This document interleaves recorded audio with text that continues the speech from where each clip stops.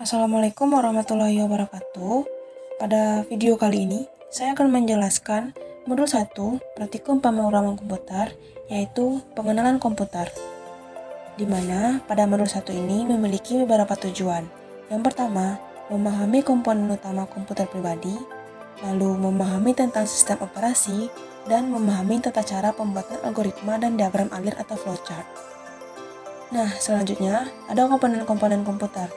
Di video kali ini ada beberapa komponen-komponen komputer. Yang pertama ada CPU atau Central Processor Unit yang gunanya adalah untuk memproses data dalam memori. Lalu ada GPU, merupakan komponen komputer yang bertugas mengolah dan memproses data grafis seperti gambar, video, animasi, dan tampilan visual agar muncul di monitor dengan lancar. Lalu ada main memory. Main memory ini berguna untuk menyimpan perangkat lunak sementara ataupun data-data yang diperlukan. Lalu ada secondary storage yang gunanya untuk menyimpan data secara permanen. Lalu ada input device juga. Input device ini merupakan alat untuk memberi atau mengirim data ke komputer. Contohnya di sini ada keyboard ataupun nanti ada mouse dan lainnya. Lalu ada output device. Output device ini adalah alat untuk menerima data yang telah diolah komputer. Contohnya yaitu ada proyektor, monitor, speaker, dan lainnya. Selanjutnya itu ada sistem operasi.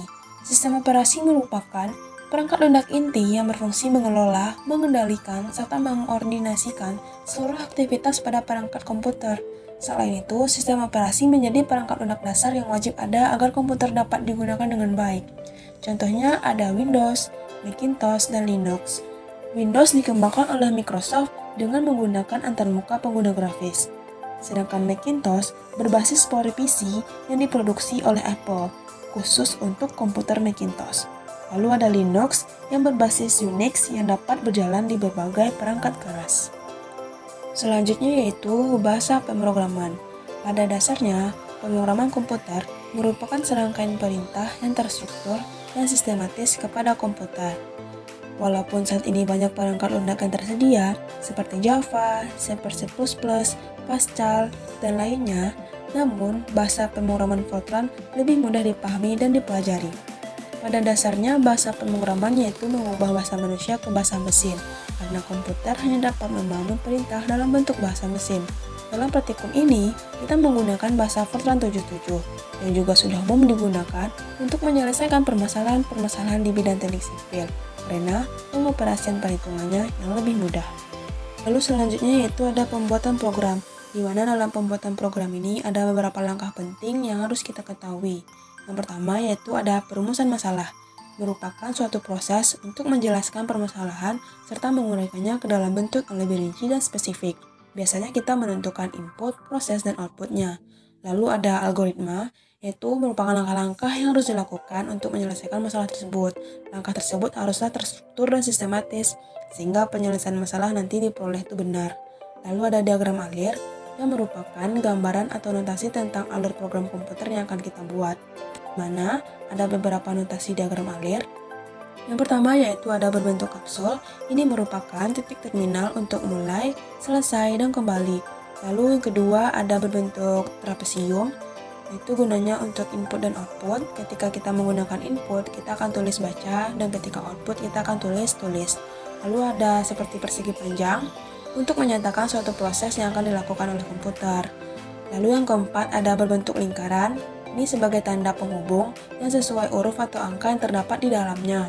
Huruf atau angka yang di dalam lingkaran menunjukkan bahwa alur program dilanjutkan ke tahapan dengan alamat huruf atau angka yang diberikan. Lalu ada seperti persegi 6, yaitu untuk mulai dan mengakhiri proses perulangan. Lalu ada seperti persegi 5, untuk alur dengan keputusan atau if kondisional. Lalu ada persegi panjang lagi dengan ada garis di tepi kanan dan tepi kirinya, yaitu untuk menandai subprogram. Yang terakhir ada berbentuk panah, di mana merupakan garis aliran, di mana ujung panahnya ini untuk menunjukkan arah aliran. Selanjutnya yaitu contoh kasus, volume balok, dan sudah ada algoritma dan diagram alirnya.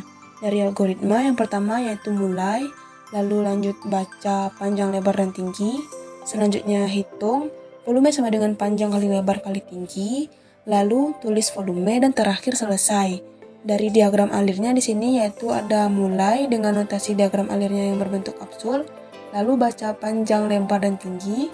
Lalu untuk prosesnya di sini volume sama dengan panjang kali lebar kali tinggi, lalu tulis volume, dan terakhir selesai. Untuk listingnya seperti yang sudah terlihat di layar, di mana sudah ada program menghitung volume balok, lalu kita tulis read panjang, read lebar, dan read tinggi, di mana gunanya ini adalah untuk input dari nilai panjang, lebar, dan tinggi yang sudah kita ketahui. Lalu volume sama dengan panjang kali lebar kali tinggi, lalu write volume, di mana write volume ini gunanya adalah untuk output, di mana dia akan menghasilkan nilai dari volume yang ingin kita ketahui. Lalu yang terakhir kita tuliskan stop end.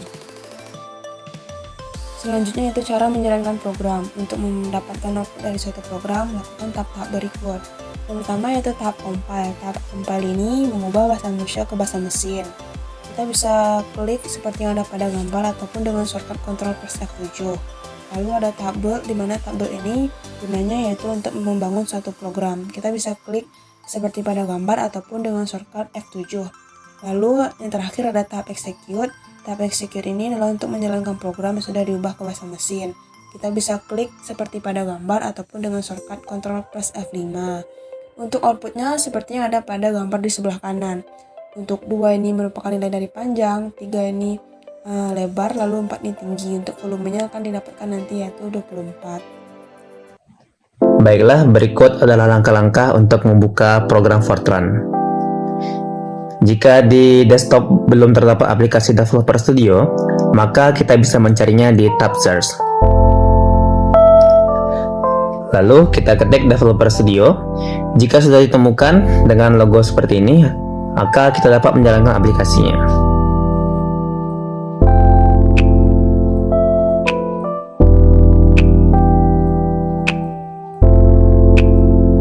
Nah, setelah Compact Visual Fortran terbuka, langkah pertama yang akan kita lakukan adalah pergi ke tab File, kemudian kita pilih New, dan kita pilih Fortran Console Application. Kemudian kita namai projectnya.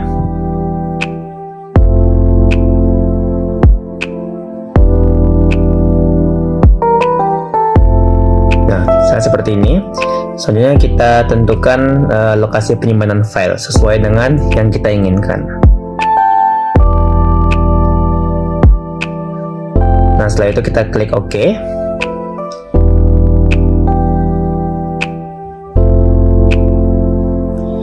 Nah, setelah itu kita kembali ke tab file, kemudian kita pilih New, dan di sini kita pilih Fortran Fixed Format Source File.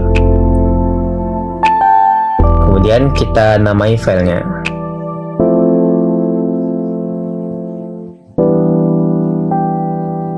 Setelah itu kita klik OK. Maka tampilannya akan menjadi seperti ini. Selanjutnya kita akan membuat program dari setelah kotak hijau ini dengan cukup mengklik tab. Maka kursor teksnya akan berpindah ke setelah kotak hijau tersebut. Lalu kita bisa memulai untuk membuat listing programnya. Pertama kita buat program untuk menghitung volume balok. Setelah itu kita buat read untuk input nilai. Pertama itu input nilai untuk panjang. Kemudian read untuk input nilai lebar.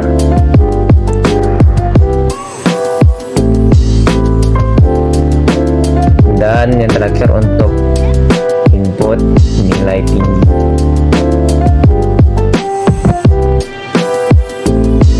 Selanjutnya kita buat prosesnya, yaitu kita akan mencari volume dari sebuah balok. Rumusnya itu panjang dikali lebar dikali tinggi. Selanjutnya kita akan membuat outputnya dengan menggunakan write. Write volume. Nah, selanjutnya kita buat stop dan end. Jika listingnya sudah selesai, kita akan lanjut untuk menjalankan programnya. Pertama kita akan compile, yaitu di sini. Atau bisa menggunakan shortcut Ctrl F7. Kemudian kita cek apakah masih ada error atau warning. Jika tidak, kita bisa lanjut ke tahap build atau menggunakan shortcut F7. Jika tidak ada error atau warning, kemudian kita bisa lanjut ke tahap execute yang seperti icon tanda seru ini, atau bisa menggunakan shortcut Ctrl F5. Setelah itu akan keluar layar DOS seperti ini. Kemudian kita masukkan nilainya sesuai dengan yang kita butuhkan tadi. Pertama untuk nilai panjang, terus nilai lebar, dan nilai tinggi. Maka hasilnya akan keluar.